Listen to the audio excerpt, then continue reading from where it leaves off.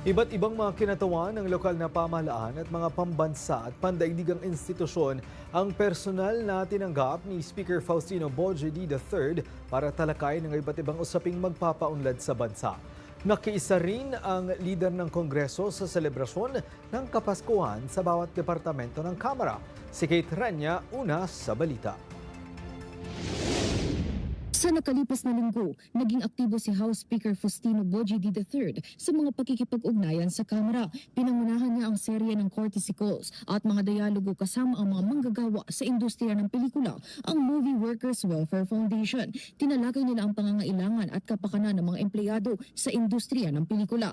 Pinangunahan naman niya ang pakikipagpulong sa mga military general para tiyakin ang epektibong pag-implementa ng mga lehislaturang may kaugnayan sa kapayapaan at kaayusan. Malugod naman niyang tinanggap si Korean Ambassador Lee Sung-hwa sa Kamara para pag-usapan ang suporta sa bilateral agreements. Nakipagpulong din ng leader ng Kamara sa government officials ng probinsya ng Isabela kung saan naging pangunahing talakayin ang pagpapunlad ng rehiyon. Maging ang mga representante mula sa General Atomics and Kraken Robotics ay dumalo sa Kamara para talakayin ang mga usaping patungkol sa teknolohiya.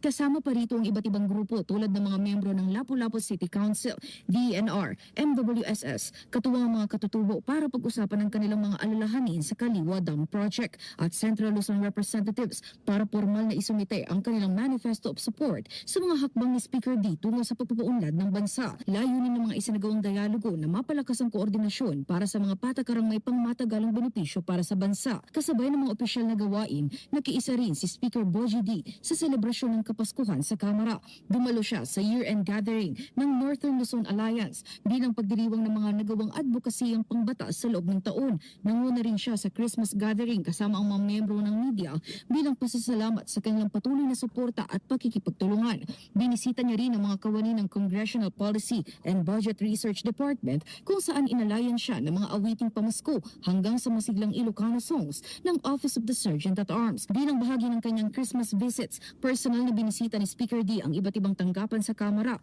ang Committee on Affairs Department at Committee on Accounts para pasalamatan at kamustahin ang mga kawani. Mula sa masasayang awiting pamasko hanggang sa mainit na pagtanggap ng bawat tanggapan, damaang diwa ng Pasko, isa itong pagkilala sa mahalagang papel ng bawat kawani sa serbisyo publiko.